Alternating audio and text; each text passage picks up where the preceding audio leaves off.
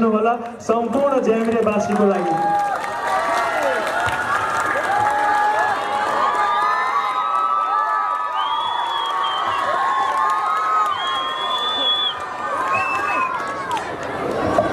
श्रद्धेय गुरु पशुपतिलाल कर्णज्यू र उहाँको धर्मपत्नीज्यू, यस विद्यालयका प्रिन्सिपल, टिचर्स, यस विद्यालयका पूर्व विद्यार्थी समाजका पदाधिकारीज्यूहरू र मञ्चमा आसीन अन्य व्यक्तित्वहरू र यहाँहरूलाई त म कसरी बिर्सन सक्छु र यहाँ जुन यो क्षेत्रबाट आउनुभएको छ, यहाँ बस्नुहुने दिदीबहिनी दाजुभाइहरू, यहाँहरू सबैलाई नमस्कार छ। नमस्कार त एकदमै फितलो आयो नि त खै, नमस्कार छ। अझ जोस चाहियो नि, नमस्कार। यो हो नि त। अत्यन्तै नै खुसी लागेको छ यहाँहरूको समक्ष यसरी उपस्थित हुन पाउँदाखेरि, किनकि हाम्रो भेटघाट त अप्रत्यक्ष रूपमा त भइरहन्छ नि होइन। यहाँहरूले टेलिभिजनमा हेर्नुहुन्छ, इन्टरनेटमा हेर्नुहुन्छ, चलचित्रमा हेर्नुहुन्छ, तर यसरी प्रत्यक्ष भेटघाट आम्ने सामने चाहिँ बिरलै हुन्छ। जब यसरी प्रत्यक्ष भेटघाट हुन्छ, साक्षात्कार हुन्छ, तब तपाईँहरूलाई त खुसी लाग्छ नै, तर कलाकारलाई तपाईँहरूभन्दा 2-3 गुणा बढी खुसी लाग्छ, किनकि आफ्नो दर्शकहरूसँग यसरी प्रत्यक्ष रूपमा उपस्थित भएर यहाँहरूसँग केही समय बिताउन पाउँदा, यहाँहरूको चाहिँ भावना आत्मीयता गाँस्न पाउँदाखेरि र आफ्नो मन मस्तिष्कमा यो समय लिएर जान पाउँदाखेरि अत्यन्तै नै खुसी लाग्छ। त्यसैले यो उपस्थितिको लागि धेरै धेरै धन्यवाद छ। हामी कलाकारको नाताले विभिन्न क्षेत्रमा जान्छौँ, पूर्वदेखि पश्चिमसम्म, हिमालदेखि तराईसम्म विभिन्न समुदायहरूसँग भेट्छौँ आफ्नो कलाकारिता मार्फत। र यही नै हो, हामी जहाँ भए पनि, जसरी बसे तापनि, विभिन्न भाषा, धर्म, संस्कृति अपनाए तापनि हामी सबैजना नेपाली हौँ, सबैलाई नेपालीपनको डोरीले बाँधेको छ। त्यही नै सबभन्दा खुसी लाग्छ।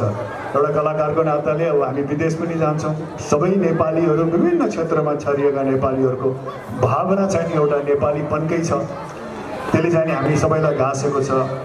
यो देख्न पाउँदाखेरि, अनुभव गर्न पाउँदाखेरि अत्यन्तै नै खुसी लाग्छ। तर आज यस क्षेत्रको यो कार्यक्रम चाहिँ मलाई अझ पृथक र विशेष लागेको छ। विशेष यस मानेमा कि आजको यो शुभ साहित्यमा, शुभ दिनमा, सरस्वती पूजाको दिनमा श्रद्धेय गुरु पशुपतिलाल कर्णजीसँग साक्षात्कार हुन पाउनु, उहाँहरूको चाहिँ नि यो स्वर्ण अवसरमा, उहाँहरूको यो सम्झनामा जुन चाहिँ पूर्व विद्यार्थीहरूले गर्नुभएको छ, त्यो समयमा उपस्थित हुन पाउनु, उहाँसँग साक्षात्कार हुन पाउनु, उहाँको सामिप्यमा समय बिताउन पाउनु, यो मेरो लागि सौभाग्य हो। यो यसको लागि म गर्व पनि गर्छु र यो पूर्व विद्यार्थी समाजका पदाधिकारीज्यूहरू, उहाँहरू सबैलाई धेरै धेरै पनि धन्यवाद दिन चाहन्छु, किनकि सरस्वती पूजाको दिन यस्तो महान गुरुसँग उहाँहरूले चाहिँ सामिप्यमा बस्ने, साक्षात्कार हुने मौका दिलाउनु भयो।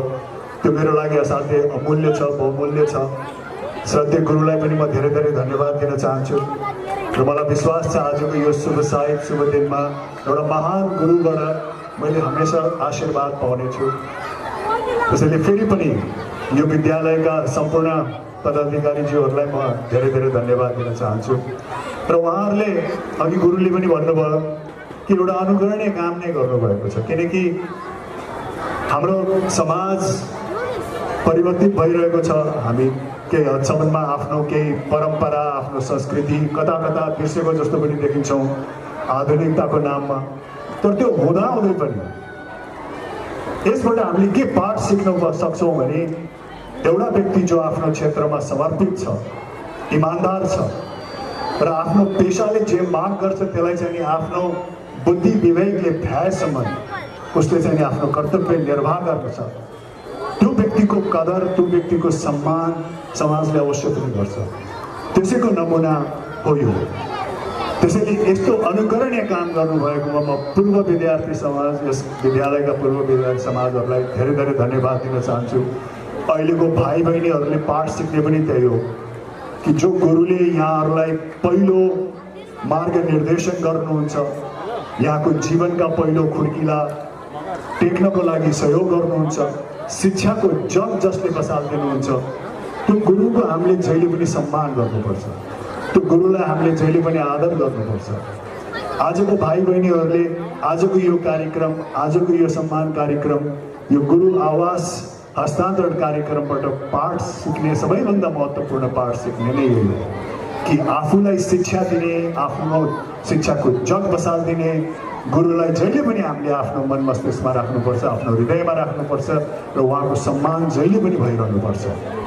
र भविष्यमा गएर त्यही चेलाहरू जसलाई चाहिँ त्यो गुरुले जग बसालिदिनु भएको छ, विभिन्न कर्ममा लागेर विभिन्न योग्य कामहरू गरेर समाजका प्रतिष्ठित नागरिक भइसकेपछि फेरि त्यो गुरुको आवश्यकता पर्यो भने यस्तै किसिमले सहयोग गर्ने, यस्तै किसिमले गुरुलाई चाहिँ नि उहाँले दिएको कदर, एक हिसाबले उहाँले दिएको ऋणको चुक्ता गर्ने मौका पनि निर्वाह गर्नुपर्छ। त्यसैले आजको नयाँ पिँढीहरूलाई, विद्यार्थीहरूलाई यही पाठ सिक्न म अनुरोध गर्छु। र पूर्व विद्यार्थी समाजका पदाधिकारीज्यूहरूले यो इनिसिएसन लिनुभयो, यो कदम उठाउनु भयो। उहाँहरू राष्ट्रमा, अन्तर्राष्ट्रियमा विभिन्न ठाउँमा छरिएर बस्नुभएको छ।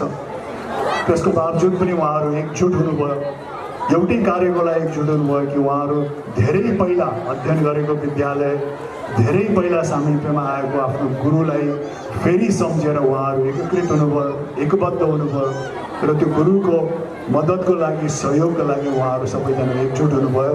त्यसैले यो विद्यालयका पूर्व विद्यार्थी समाजलाई म धेरै धेरै धन्यवाद दिन्छु। एकचोटि उहाँहरू सबैलाई ताली बजाइदिनुहोस्, किनकि उहाँहरूको चाहना, उहाँहरूको जोस, उहाँहरूको यो श्रद्धा र सम्मान गुरुप्रति नभइदिएको भए सायद आज यो सम्भव हुँदैन थियो। र यहाँहरूलाई पनि धेरै धेरै धन्यवाद छ। यहाँहरू यसरी सरिक भइदिनु भयो, उत्साहका साथ, उमङ्गका साथ गुरुलाई सम्मान गर्नको लागि। त्यसमाथि पनि आज सरस्वती पूजा हो। सरस्वती पूजाको शुभ अवसरमा आफ्नो गुरुहरूको सामिप्यमा आउनु पाउनु, उहाँहरूको नजिकमा बस्न पाउनु, उहाँहरूको आशीर्वाद लिन पाउनु हामी सबैको सौभाग्य हो। त्यो आशीर्वाद हामी सबैलाई लाग्छ। त्यसैले आजको दिन हामी सबैको शुभ भयो। यहाँहरू सबैलाई धेरै धेरै धन्यवाद छ। अब म यहाँहरूलाई सोध्न चाहन्छु, यहाँहरू चलचित्र कतिको हेर्नुहुन्छ भन्नुहोस् त, हात उठाउनुहोस्। को कसले हेर्नुहुन्छ चलचित्र? हेर्नुहुन्छ? हो, रमाइलो लाग्छ चलचित्र? तपाईँहरूले कसरी हेर्नुभयो? तपाईँहरू त भर्खरको हुनुहुन्छ। केमा? युट्युबमा? चलचित्र भवनमा त हेर्नु भएको छैन होला? हेर्नु भएको छ? चलचित्र भवनमा को कसले हेर्नु भएको छ? ल, अनि चलचित्रमा यहाँहरूलाई सबैभन्दा रमाइलो लाग्ने के हो? त्यसको कथावस्तु हो कि त्यसको संवाद हो कि के हो?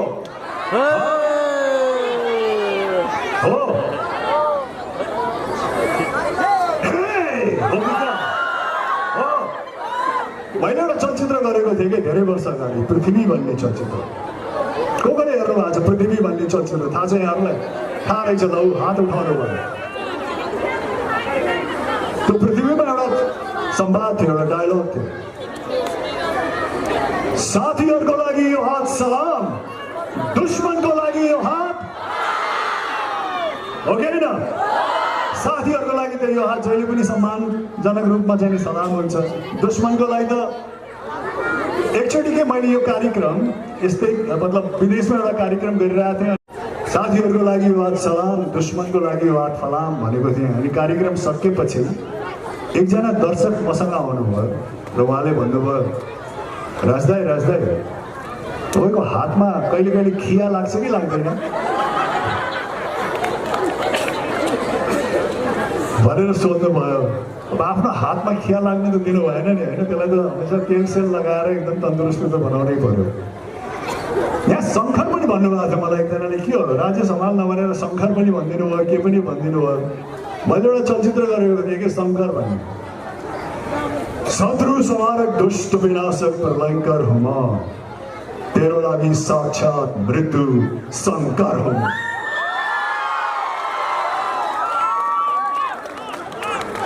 सज्जनको लागि नायक, सज्जनको लागि नायक, दुर्जनको लागि खलनायक, दुश्मनको नाम राम नाम सत्य छ, अन्यायमा न्याय दिन राजेश दाई आउँदैछ। धन्यवाद, थ्याङ्क यू। माइक दिनुहोस् न। दाइसँग प्रश्न यही मौका पाएँ म नि कलाकारमा शान्तिमै छु, जोइन भएको छु, कलासँग एकदम सम्मान गर्छु। एउटा प्रश्न राख्न चाहन्छु, म दुईवटा धेरै लामो पनि नगरौँ। छ नि अब ऋषि धमालको स्टाइलले बिहा कहिले गर्छस् भनेर नभन्नुहोस् है। होइन म त्यो क्वेसन आएन, भाउ चाहिँ यही हुन्छ। छ नि आज नेपाली जनता प्रष्टपट जान्न चाहन्छ, तपाईँ भनिदिनुहोस् आज हामीसँग महानायक हुनुहुन्छ राई समाज। राई समाज तपाईँले गुरुलाई कसरी सम्झिनुहुन्छ? आफ्नो गुरुलाई कसरी सम्झिनुहुन्छ? मैले गुरुलाई कसरी सम्झिन्छु भने आफ्नो जीवनको पहिलो चरण सम्झेर सम्झिन्छु, किनकि आफ्नो पहिलो चरणमा जुन गुरुद्वारा मार्ग निर्देशन मिल्छ, गुरुले अघि मैले भने जस्तो शिक्षाको जुन जग बसाल्दिनुहुन्छ। किनकि हामी सबैको के हुन्छ भने प्रारम्भिकमा आफ्नो गुरुले जुन जग बसालेको हो त्यही जगबाट नै हामीले आफ्नो जीवनको बाँकीको भवनको निर्माण गर्ने हो। त्यस कारण त्यो जगले असाध्यै महत्त्वपूर्ण भूमिका खेलाउँछ। त्यो जग गुरुले बसाल्दिनुहुन्छ, त्यस पश्चात हामी त्यस माथिको चाहिँ नि निर्माण गर्नको लागि हामी विभिन्न ठाउँमा जान सक्छौँ, विभिन्न राष्ट्रमा जान सक्छौँ, विभिन्न अनुभव बटुल्न सक्छौँ। तर त्यो सबै कुरा चाहिँ नि प्रारम्भिक चरणमा त्यो गुरुले बसालिदिएको जगकै माथि चाहिँ त्यो निर्माण हुन्छ, त्यो खडा हुन्छ। त्यसैले त्यो जग असाध्यै महत्त्वपूर्ण हुन्छ र गुरुलाई म त्यसरी सम्झिन चाहन्छु। धन्यवाद। छ नि आज नेपाली जनताले बुझ्नु चाहिरहेको छ, कस्तो भनिदिनुहोस्? एउटा दावा भन्नु 51-52 राई समाज कहिले बच्चा पाउनु हो? सत्य छ? कहिले पाउनुहुन्छ? आज भनिदिनुहोस्, सानो राई हामी कहिले देख्ने? 51-52 भन्दाखेरि त मेरो काकाको उमेर हो कि जस्तो लाग्छ क्या मलाई। मैले के भन्ने गर्छु भने चलचित्रमा काम गरेको 31-32 वर्ष भयो, उमेर चाहिँ नि मेरो 21 मात्रै हो भयो। अब त्यो कसरी भयो तपाईँहरू घर गएर हिसाब गर्नु होला। तर भर्खर 21 वर्षको नौजवानको यो बच्चाको पनि बच्चा हुन्छ भने होइन, अझ हुर्किन बाँकी नै छ, जुङ्गा आउन बाँकी नै छ, पछि सोचौँला नि। ल ठिक छ। अब म एउटा अन्तिम चाहिँ तपाईँसँग के चाहन्छु भने भाउजू पनि यही हुनुहुन्छ र दर्शकहरूले पनि मलाई पेजोड अहिले बाहिर आएछ भने तैँले पिटी खान्छस् पनि भनिसक्नु भएको छ। मलाई पिटाउनुबाट बचाइदिनु होला कृपया। भाउजूलाई सँगै लिएर नाचेको हेर्न मन छ अरे तपाईँ राई साईको गीतमा जुन गीत पनि भाउजूसँग नाच्नुहुन्छ, म त भाउजूको लागि एकचोटि जोरदार ताली।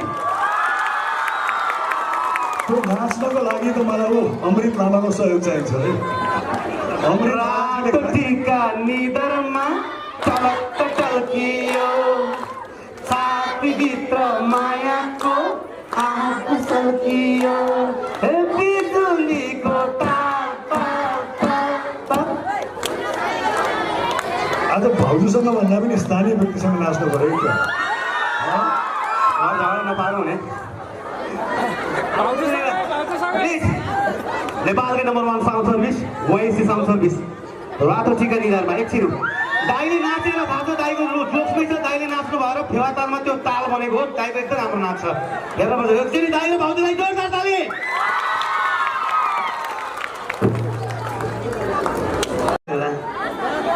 अलिकति खुट्टा तन्काउनु भयो, ठिक छ।